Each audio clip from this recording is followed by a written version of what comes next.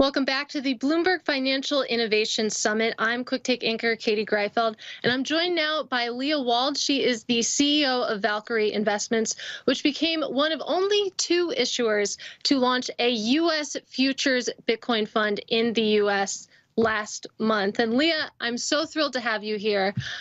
Let's talk a little bit about what it took to get to this point, because if we look at the fullness of time, the first Bitcoin ETF application for the U.S. was filed in 2013 by none other than Cameron and Tyler Winklevoss. The first ones didn't launch until October 2021. And I was hoping you could walk us through both the industry effort to get here and Valkyrie's own efforts to launch your ETF. Sure. And Katie, thank you so much for having me. So it's definitely been a journey, both for us and for all other issuers and other participants in the industry. We originally filed for a Bitcoin spot ETF because that is the industry's goal, right? A holy grail of sorts. And, you know, we are, of course, hoping for a positive outcome there. That was back in January 22nd. That said, public comments from Commissioner Gensler in the time after that initial filing showed that he was much more willing to consider an ETF holding Bitcoin futures. And likely that's because they were already regulated and traded on the CME, you know, a regulated exchange here in the US. So we then filed for a 33 Act Bitcoin futures ETF. We then, given the comments made by Commissioner Gensler, decided to file for a 40 Act structure. Again, taking that regulated product, putting it into a regulated wrapper, which met far less resistance and had a productive collaborative discussions with the agency and led to the eventual trading of the Valkyrie Bitcoin Strategy ETF, which was exciting. So I think all of us in the industry, we are trying to work together towards that goal of hopefully one day having a spot Bitcoin ETF approved. We look forward to continuing to work with the agency to help alleviate any concerns they may have and appreciate that opportunity to continue this ongoing dialogue. But for sure, you're right. You know, we've all been at it for quite a while, and it's exciting to see at least the two ETFs being traded at least now. And Leah, I want to dial in on your Holy Grail comment, because I've heard different people express that in a few different ways over the past several months at this point. What about a spot ETF that would physically hold Bitcoin? Why is that the Holy Grail versus tracking futures, which is the structure that is allowed to trade now? Yeah, a lot of participants, both in the crypto ecosystem and traditional finance, do see the spot Bitcoin ETF as that holy grail, as mentioned. That's because it would hold the physical Bitcoin. You've seen these products in other countries. They've been approved from, you know, ETPs in Europe to Canada, South America, in a lot of different places. There are, you know, pros and cons to the futures ETF. There's pros and cons to the various structures and wrappers of 33 Act versus 40 Act. So I think that generally speaking, the main excitement around that is, again, rather than holding futures, you would have a product that does hold that underlying coin. And that's much more exciting for people in the ecosystem as it's more closely related. I know it's very difficult to read the SEC tea leaves, but when is your best guess on when we actually could see a spot ETF start trading? Yeah, it's definitely hard to read the tea leaves, although I think all of us are trying, right?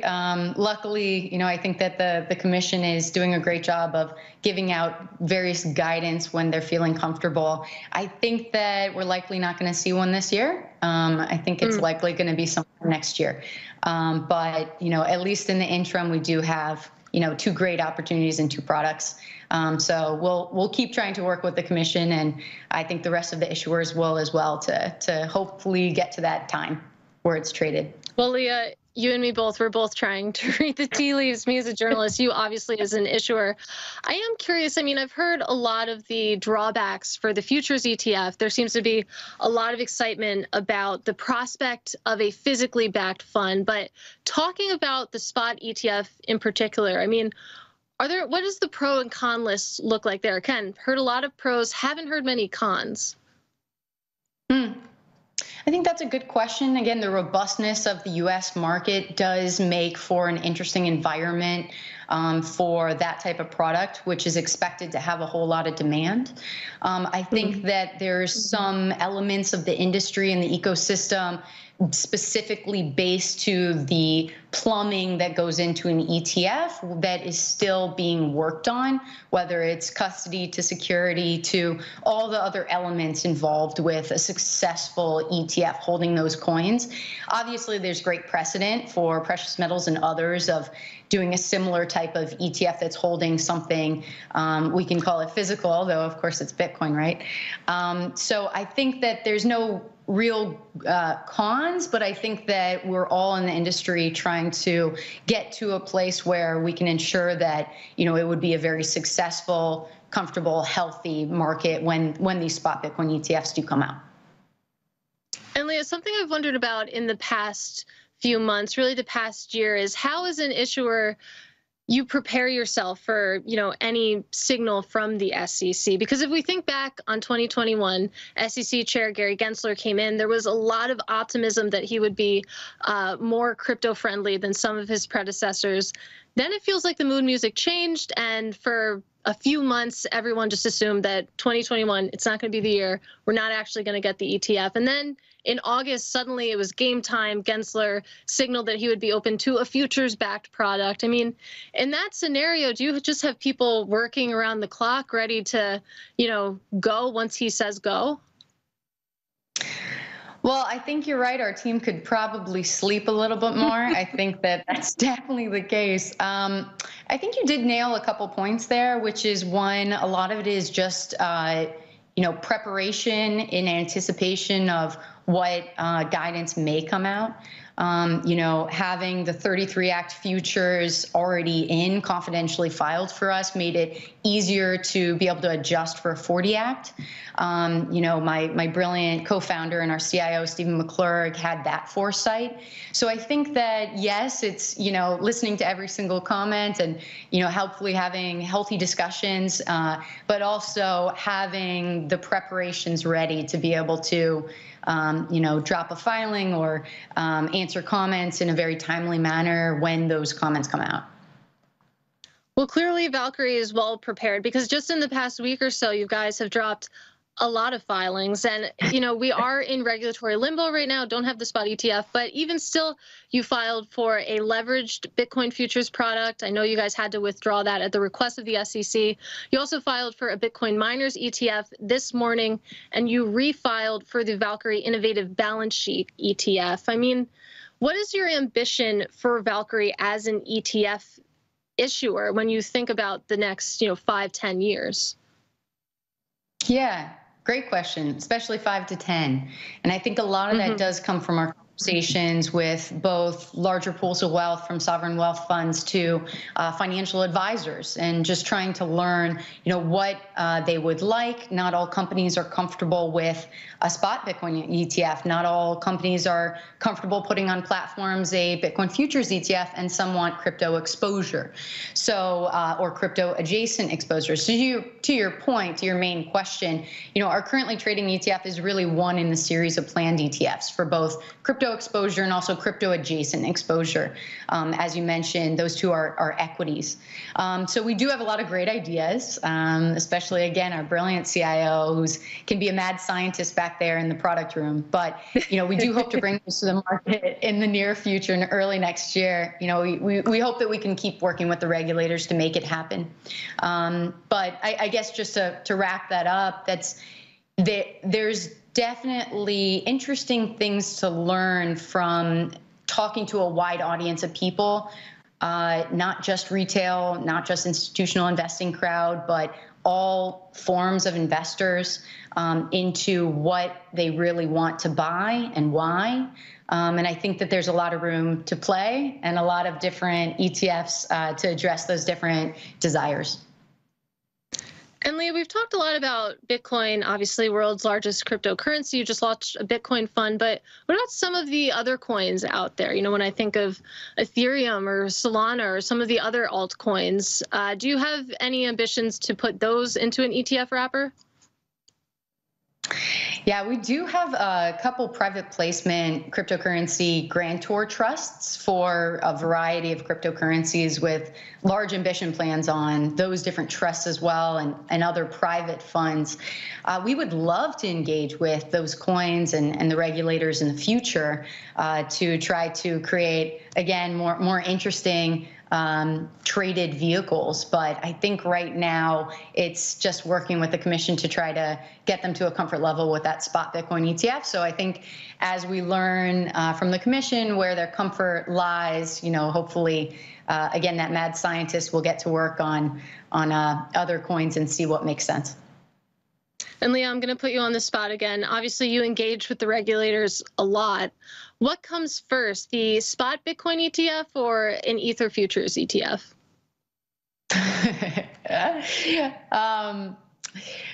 I don't know on that front. I think I may have to pass just because of the filings that we have in. But I think that we will soon, I think that we'll know. I think that the regulators have been pretty explicit and helpful on their comments and guidance. So I think that we'll know, and it won't be a big surprise. Okay, well, I'm going to follow up with you on that one, but fair enough.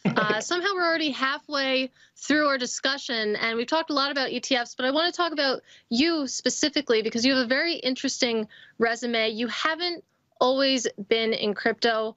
Walk me through life before crypto and how you made the leap.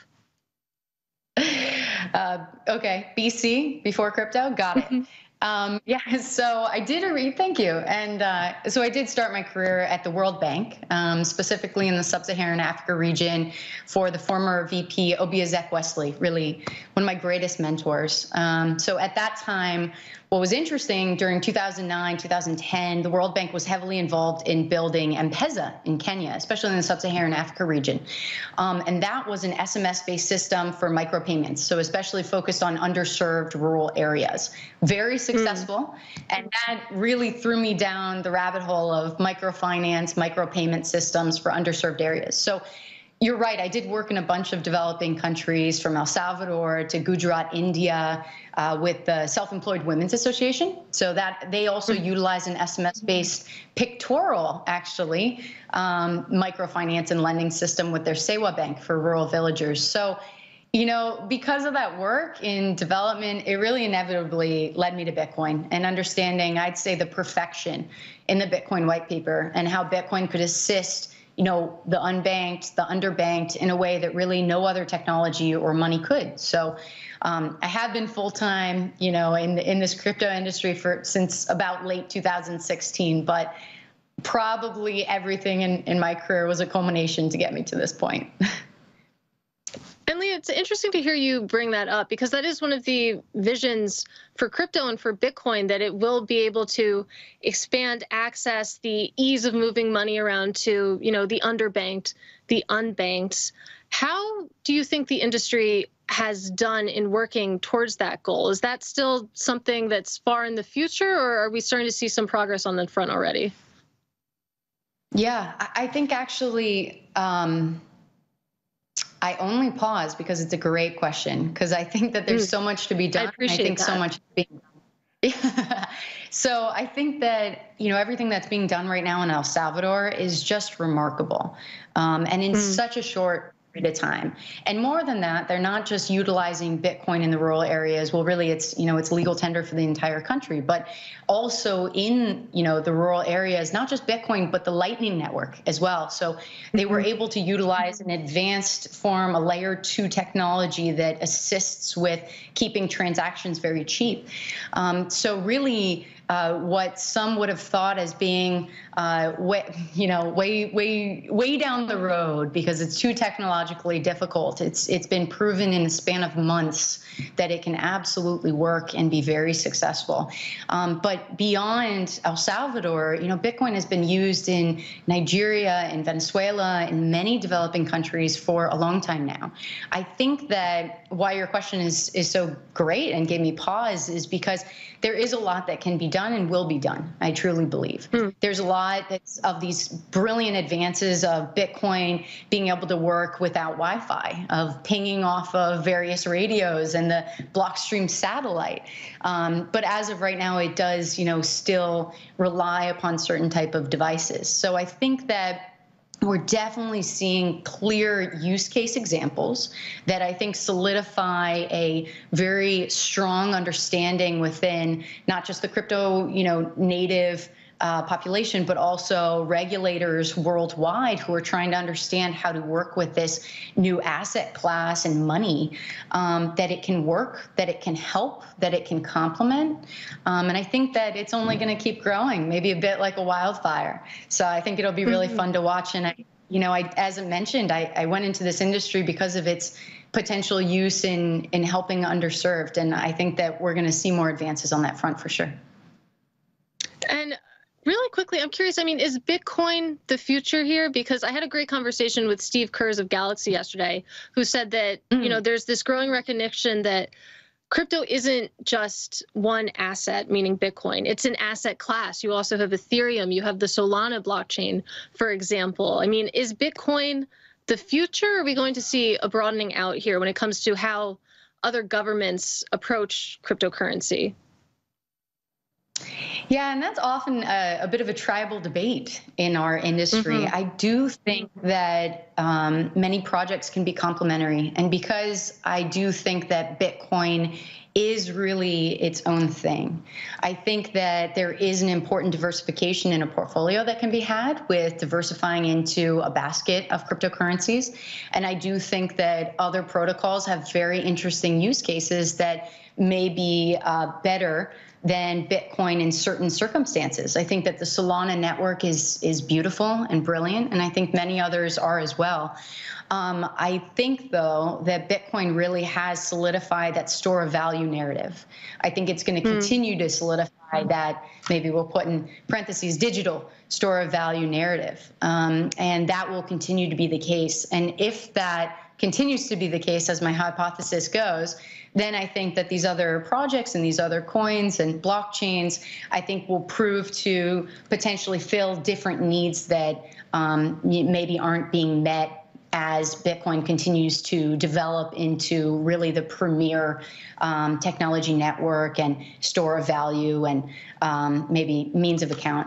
So I think that that's a great question that's often debated, hotly debated. And I think that there is a world to have both, to have multiple. And I think, again, because each are starting to really whittle out their roles, and Bitcoin definitely is starting to be seen as that store of value or inflation hedge.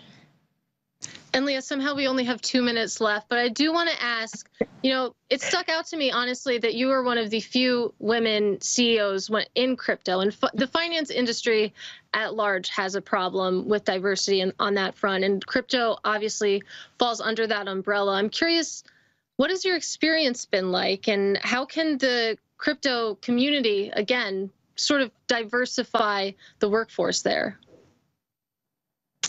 Yeah, well, statistically speaking, women do make up a small minority in crypto, to your point, in finance and STEM as well. So you're definitely getting the nexus there. However, very honestly, I have never felt so few barriers to enter in my life than when I entered the crypto industry. I've worked in a handful of situations in traditional finance or with NGOs. And when you compare those to, compare crypto to those and other industries where, again, that lack of diversity has been widely reported and criticized, it's amazing to see how the women who have chosen to work in the crypto industry have really been strongly supported. And I think that that's both by the crypto community, and you'll see a lot of anonymous Twitter accounts trying their best to try to support some of us women in the industry, but also from the companies and firms that they work for. And as a lot of the companies continue to develop, continue to grow, and it becomes less dev heavy and become more, again, reliant on various other departments, you're really seeing a lot of women thrive. So of course, right now there are definitely fewer women in senior roles than men, but this is a growing industry and very much with a young workforce. And I think that's also key because I do believe the younger workforce does have different values than many more established industries. So the growing ranks of women in these companies are definitely rising up the ladder much faster than maybe they would otherwise. So, definitely only a matter of time before we see more women like in roles like mine, like Meltem, Hong Feng at OKCoin, Ariel Ling at AscendDX. I mean, there's just Leah, real. We have to leave it there. I'm so sorry. We have just 10 seconds. Leah Wald, CEO of Valkyrie Investments. Always love catching up with you. Love this conversation. I'll talk to you soon. Thank you so much for your time.